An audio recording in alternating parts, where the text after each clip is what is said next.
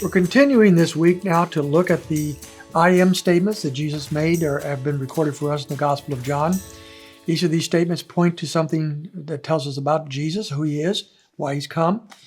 So far we've looked at two of these statements, I am the bread of life and I am the light of the world. Now we look at a third one in chapter 10, verses 7 through 10, and it reads like this, and he says, this one is, I am the door of the sheep. In 10:7, it says, So Jesus said to them again, Truly, truly, I say to you, I am the door of the sheep. All who came before me are thieves and robbers, but the sheep did not hear them. I am the door. If anyone enters through me, he will be saved, will go in and out, and find pasture. The thief comes only to steal and to kill and destroy. I came that they may have life and have it abundantly. This is a real precious statement. We think immediately of a shepherd, and in Psalm 23, the Lord is my shepherd, and I shall not want. Surely Jesus is banking off of that. This environment, the world of the culture of that day, was people knew a lot about sheep. A lot of people were shepherds. People saw them in the hillsides. A lot of their economy was wrapped around that kind of thing. So they were very knowledgeable of sheep, and they knew of the value of a good shepherd. They knew that sheep were dumb. Sheep tended to stray. They were easy prey for predators, easy prey for disease. And without a good shepherd, the sheep could not flourish, and usually they floundered very badly. So that's a need for a good shepherd.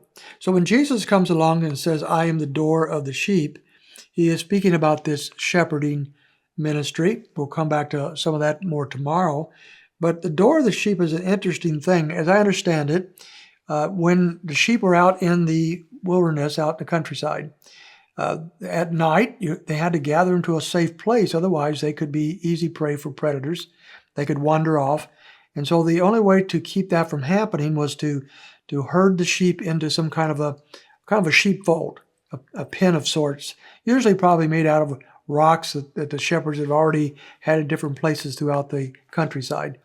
And so they would herd those sheep into these sheepfolds, but there would be an opening, that opening where the sheep came in and went out, that was open. And how are you going to keep the sheep from walking out of that door at night when the shepherd might have been asleep, or a predator coming in that door? How are you going to keep that from happening?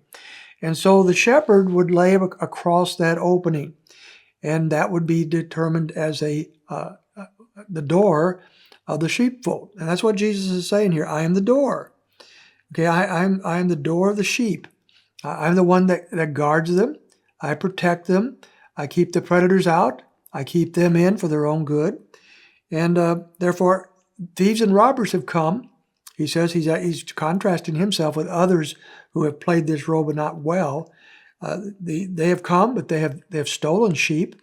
They have harmed the sheep. They didn't care for the sheep, but they even destroy them. But he says in verse 10, this great statement at the end of verse 10, I came that they may have life and have it abundantly.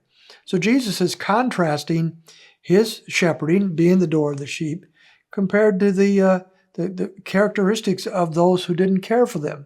And probably he had in mind here, unfortunately, the spiritual leaders of the day, who and sadly were people that simply did not care for the sheep.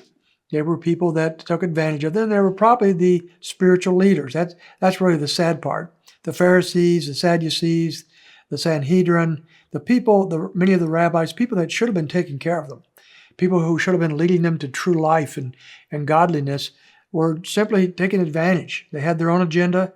They wanted to have their own power structure. They wanted to accumulate wealth on the basis of their leadership over the people. The sheep were not their priority. Some of the people probably recognized that, but what are they going to do? These are the spiritual leaders. They had political and religious power, and there's very little, if anything, they could do about it. Jesus came and he opposed these false teachers time and time again. And in this passage, he simply contrasts himself and his reason for coming compared to theirs. And what a beautiful statement when he says, I have come that they may have life, that they may have it abundantly. The Lord wanted to come to give us life with the Father, that we might be one with him and have true life in God. And Christ came for that purpose, in contrast to many of the spiritual leaders of their day.